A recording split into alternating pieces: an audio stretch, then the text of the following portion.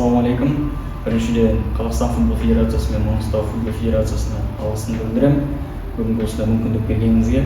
Бүгін біздер Д санатындағы УЕФА категориясының сабағын өткіздік. Бүгінгі сабаққа қатысушылардың жартысы жас мамандар және де үлкендеу кісілер де бар екен арасында. Өте қуаныштымын. Келген тренерларға тек алдағы уақытта сәттілік тілеймін. Бұл тренерлік жұмыс оңай жұмыс емес.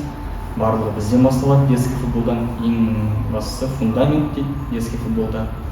Сол қай бағытта қалай жұмыс жасау керек екенін барынша түсіндіріп, қандай заттарға көп көңіл бөлу керек екенін тренерларға түсіндіріп айттым. Тағы да алғысымды айтамын Маңғыстау футбол федерациясы мен Қазақстан футбол федерациясына осындай мүмкіндік бергеніңізге.